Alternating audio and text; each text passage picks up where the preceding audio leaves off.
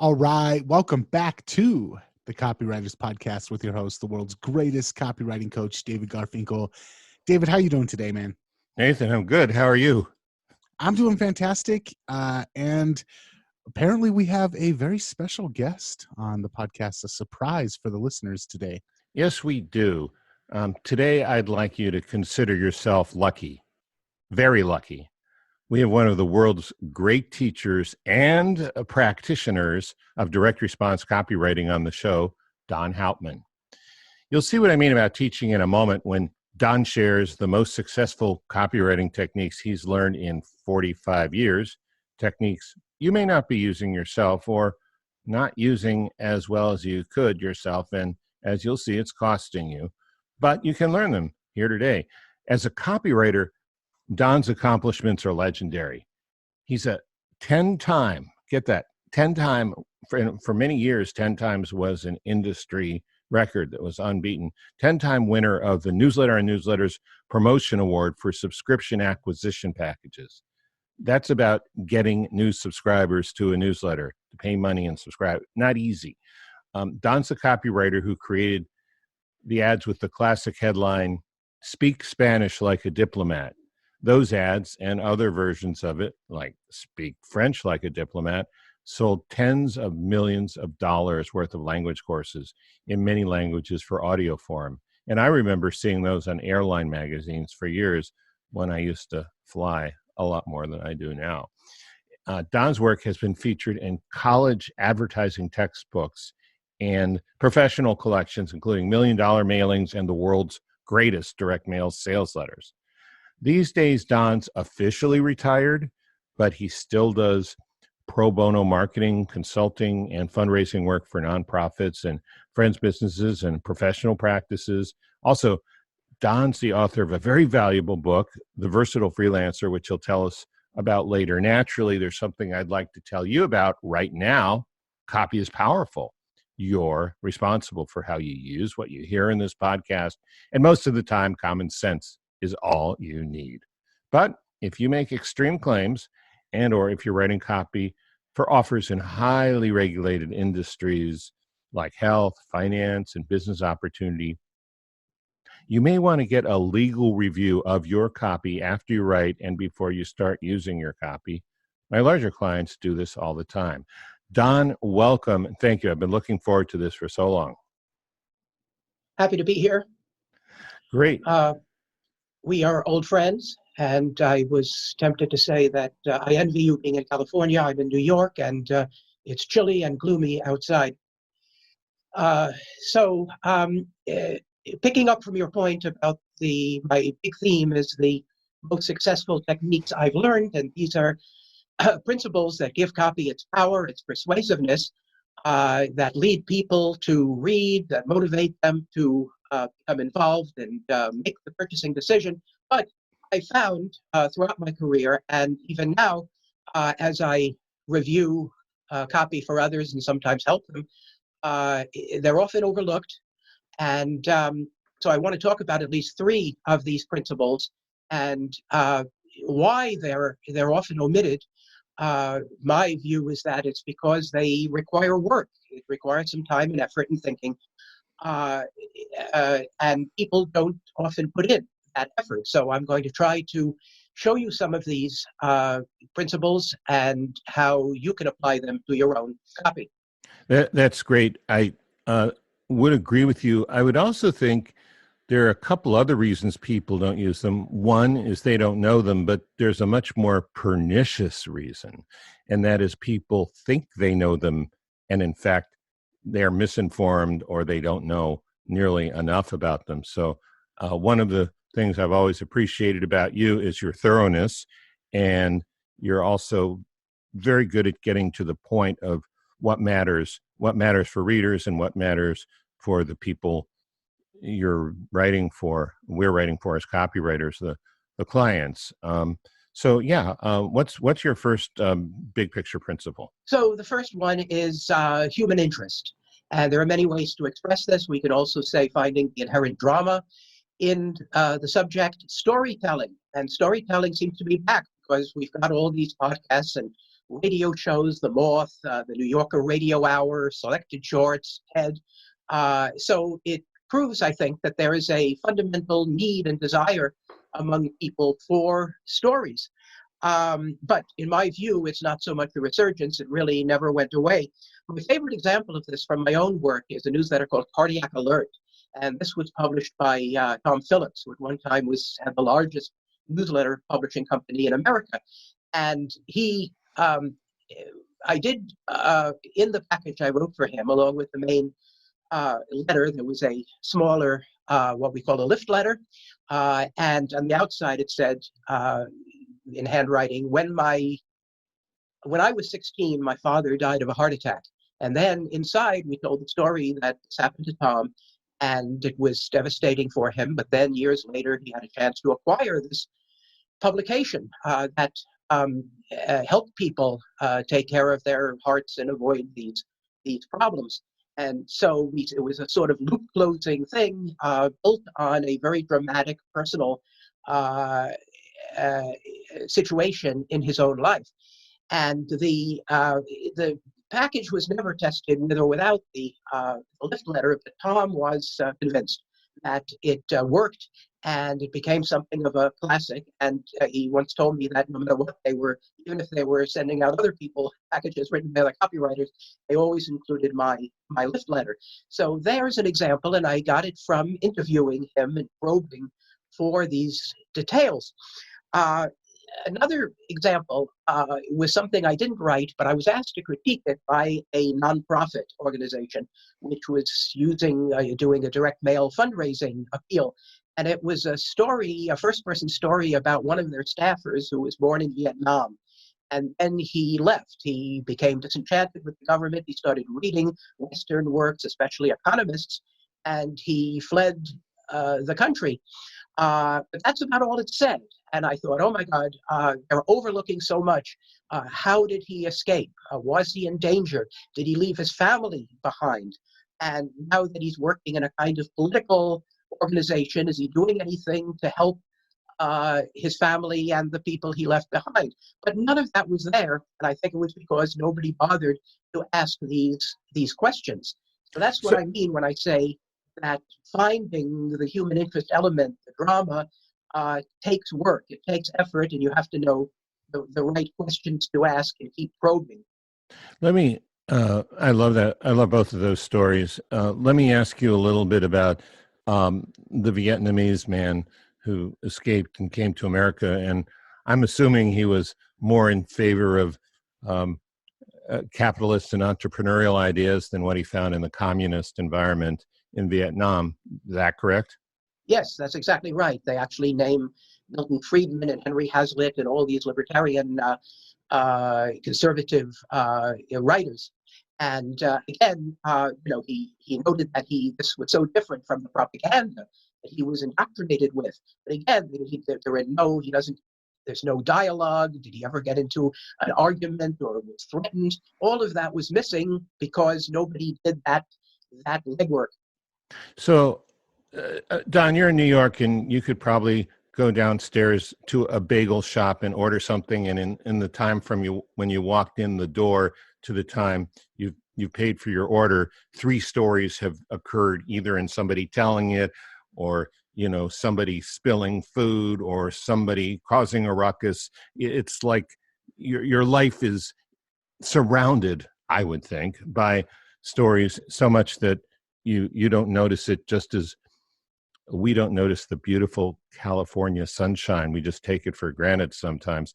But I was wondering if you could explain for people who aren't as fluent in story as you are, how he escaped, why the aspect of danger, why leaving family behind adds inherent drama to the story. And I'm really not saying that to bait you or to play dumb. I'm saying that on behalf of a lot of people who seem to deliberately leave these things out. And then when I'm critiquing them and suggesting they put them in, there's a lot of resistance. Could you elaborate on why these things work?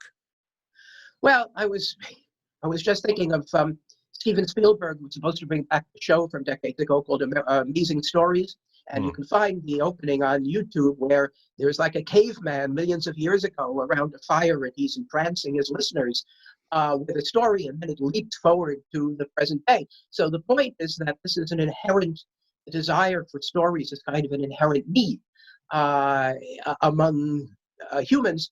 And also, I think there's an empathy element. We can all empathize and think of ourselves, what if I were in that situation of being trapped in a totalitarian regime and I was risking my life to get out? And then you want him to win, you want him to succeed. So, and of course, movies and TV shows, it's that drama of seeing how people cope with situations. Maybe there's a surprise ending. I prefer happy endings, but a lot of movies these days that win Oscars don't have them. So does that address your question? It does. I appreciate that. And you said there's another, vitally important principle, which maybe people think they know, but I see a lot of people get wrong. And I imagine even these days, as you're doing critiques for nonprofits and friends, you see these things missing too. Could you talk about specifics and proof? Yeah, a lot of these are interrelated. And the idea here is that people are skeptical. I used to see these statistics. People are inundated with 5,000 advertising messages a day, which sounds incredible, but I guess if you start counting, maybe you reach that number. So you need to prove that you're credible and not offer just vague promises that aren't backed up. So statistics, details, cases, prices, whatever is relevant to what you're selling. Concretes add proof that fluffy generalities do not. And this is a short podcast, but I'll mention one way to do this, and that's testimonials. And all we have to do is look at Amazon or Yelp to see how important testimonials are. When people make comments that are positive or negative about a hotel or restaurant, that can make the success of the restaurant, the enterprise, or it can kill it. So a couple of examples about, I would say here, this ties in with my mistake theme because many people don't do testimonials correctly. I read every word of the book and I really love this product, but that doesn't really persuade. It's the nitty-gritty specifics that make the difference. I once did a direct mail promotion for an investment letter. This was a typical kind of newsletter that tells people what stocks to buy. And I asked the publisher to give me the names of some long-time subscribers, people who had renewed, because obviously they're happy with it. And one guy, I picked up the phone, I called him, and he was a bartender. And he said, "We don't have pension plans. We don't have 401ks.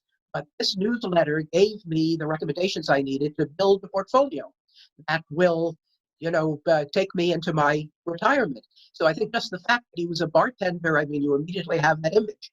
That was a good testimonial. And a favorite project of mine was a audio series called Audio Classics. What they did was take all the books that we wish we had read in college when we were sleeping through class, Machiavelli, Thomas Hobbes, John Locke, the Founding Fathers, and put them on audio in a dramatized form. And we sent out a survey asking for testimonials and stories. And two that I like to cite are one guy who said, I was at a planning meeting of California politicians, some bigwigs, and I was able to draw on my knowledge of Adam Smith's economics. Oh, I thought you were going to say I was able to draw on my knowledge of Machiavelli. Funnily enough, there's a new book about Machiavelli's The Prince. I just read a review of it. But in this case, it was Adam Smith, the economist. And another one was a guy who said he got into some sort of discussion or debate with his brother. And in this case, he was able to talk about the Declaration of Independence. And I even corrected my brother on one point. And I have a brother I'm always arguing with, so I could identify with that. So we got numerous testimonials like this. We covered 2 full pages, an entire back and front sheet in the package. I'll just add one more point, which is a favorite story of mine. I had a client in Canada who published a newsletter for restaurant owners. telling them how to fill more seats, make more money. And this was before I joined him. I don't know where he got the idea, but the testimonials he used, which were all, excellent, very powerful, included not only the name of the restaurateur, the establishment, the city, but also the person's phone number. And I thought this was a very ingenious idea. I doubt that anyone picked up the phone and called these people. But I think the reaction must have been, if he's including the phone number of these people, the satisfied subscribers, he can't be making it up. And then I borrowed the idea when I was working for a big financial conference. And in this case, it was the exhibitors. They were selling the exhibit space. And we got testimonials from the exhibitors who were pleased by the sales and the new customers they made at past shows. And again, I use that trick of asking, and of course, with their permission, we use their phone numbers. So those are a few points about use of testimonials, how to do it right. Those are great. And one thing I'd like to observe is at the beginning of this section, you talked about concrete details, numbers, prices, statistics, examples, evidence, proof, all of which was in those testimonials. However, there's something else that really ties back to your first point about the human element. In each case, I was noticing in my mind, whether it was the restaurant owners or whether it was the bartender or whether it was the guy at the political conference in California, you are, or the testimonial giver through your typewriter, through your keyboard, are taking the reader of the copy into a slice of the life of the person who's giving the testimonial. You're literally bringing them there into the room, into the meeting, in such a way that it seems so real. Not just the specifics, but the texture of it. What do you think about that? Well, I think it ties back to what I said about empathy. I mean, people like people generally, unless they're misanthropes. And it's that idea of, can I identify with this person? Again, it's also like, I think, movies and plays where you want to be able to identify with the person. In the case of Joker, maybe you can't, but that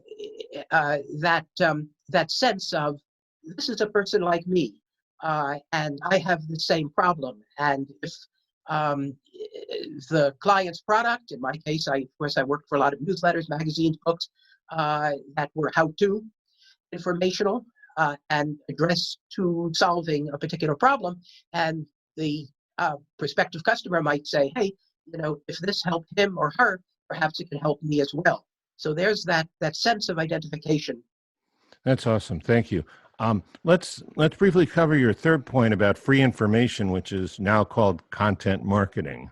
Yeah, content marketing is a new phrase, but I think I was there at the creation back in the 70s when a publisher used this for the first time that I knew of, with a very successful package built around predictions for the economy and stocks and business and so on.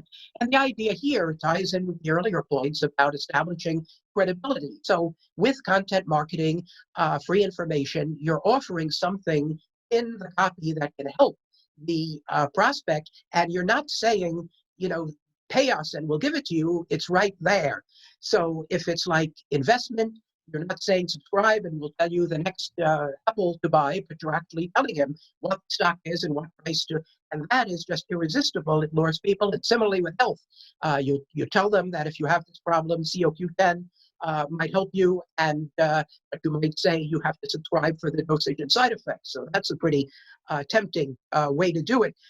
In a recent podcast of yours, David, you talked about the famous Maxwell Sackheim ad. Do you make these mistakes in English? Sure. There is a question, but I didn't invent this test, but I saw it somewhere where you ask, what is the most important word in the headline? And everyone gets it wrong. Do you make these mistakes in English? The most important word is these, because if it had been, do you make mistakes in English, it would have sounded like a lecture from your third grade teacher. But Right. when you see that, you know you're going to get some useful information just by reading the ad. I have an old advertisement I got from a magazine decades ago for Sears. The Sears still exists. I think it's on its last legs. But the headline was, "How to Buy the Best Portable Color TV from Sears or Anyone Else." And it's those last three words that add the element of credibility. They're not just plugging themselves, but really trying to help you. Again, one of my favorite projects of my own was a newsletter called Tax Angles. And this was started by Bob Kephart, who sadly died some years ago. The company KCI is still around. But I helped launch this newsletter. The name was my suggestion. And Bob mentioned the teaser copy we used on the envelope. If you're counting on your tax advisor to help you cut your taxes, you're making the most expensive mistake of your life. I don't know why, but I remember that, and that really rings a bell. Please keep going. So Bob based this on what he called the businessman's lament. It's a good example of market research. He kept hearing people say, "I have 2 tax lawyers and an accountant, but they never give me any good advice to cut my tax bill. What do I have to do to get some guidance on this?" And what he said was, you can't expect these people to help you. They're conservative. They've got other clients. You have to keep informed of what's going on. And when you see something, go to them and say, "Can we use this?" And that's what we provided, these news, developments, reports. And then the taxpayer might not have been able to do them on his own, but he could take it to his professional. And it was a form of an alert. So you asked me privately to talk about the creative process, so I'll just add one more thing. When I first wrote the headline, I wrote, "If you're counting on your tax advisor, you're making the biggest mistake of your life." And then I realized to change biggest to most expensive was far more dramatic, far more relevant. So that's something about, when you're in the creative process, and I'll cover, pages and pages with notes, brainstorming, crossing things out, looking at a thesaurus to find the right word. So just quickly, a couple of other examples of where we use the free information principle, a promotion for a newsletter called The Organized Executive. Stephanie Winston, yeah. How America's top executives get so much accomplished in so little time. And again, you have that provocative question that will lure you in. And then finally, another one I did for Tom Phillips for his retirement letter, is Social Security doomed? And this was around 1980. We could still be asking that question today. Yep. But if somebody is retired or about to retire, that was certainly something that would motivate them to open the envelope. And it was also a good example of an old principle we all know: fear is often more powerful than greed. That's true. This is so much good stuff. Thank you, Don. And I know you've put a lifetime of learning and doing, and a lot of work even into preparing this. But let's talk about your book, because The Versatile Freelancer, when I got that book, and that was a few years ago, I remember, and you can find this on the website, versatilefreelancer.com, that I used one of the ideas and I earned more money in 2 hours than I had been paid for my entire first year as in my glamorous job as a magazine writer in New York. So yes, you gave us that as a testimonial, which was wonderful. And let me just mention, it may not be clear from the name, The Versatile Freelancer. The headline we used was, "Share what you know and get paid for it."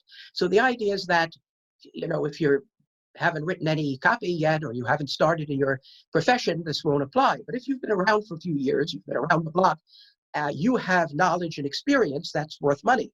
And you could get paid, as I did, for sharing this by consulting, corporate training, public speaking, and also, perhaps the least obvious one, doing critiques or evaluations. So these are all things that I did. They brought me thousands, tens of thousands of additional income every year. And what I think is even equally or more important, they were fun. They got me out of the house, traveled. I went to Germany, England, all kinds of places, They introduced me to new people. Sometimes they generated writing assignments. But this is something that I think most people can do, even people with stage fright. I give a few tips on overcoming that. So I just talk about all my experience in the book, what I charged. I don't hold anything back. And there's more information at that website, versatilefreelancer.com. And of course, I wrote the copy to sell the book. Well, your copy is sterling, or I don't know, golden or platinum or something. I just might add, David, you gave me one of the best points in the book, the answer to the question, how do you know when you're ready to do this? And your answer was, if you've been let's say, writing advertising for a client, and one day he says, hey, can you come into our office and show our people how to do this? So if you hear that question, you know that you've reached the point where someone knows and trusts you enough to do that. That's really good. Well, we'll put versatilefreelancer.com in the show notes, and wish we had more time, but we're sort of at the end of the show. Don, thank you so much. This was great. Nathan, anything you want to say or a quick question you want to get in before we wrap? No, I want to say this show has been packed with gold, and any episode that mentions Machiavelli, Adam Smith, John Locke, and Henry Hazlitt all in one episode is a winner for me. So thumbs up. Are you saying that this rang your libertarian bells? Absolutely. Very good. All right. I've enjoyed it. Thank you. Yes, thanks, Don. All right. Until next time, if you want to check out more episodes of the podcast, head on over to copywriterspodcast.com, and we will catch you later. See you later.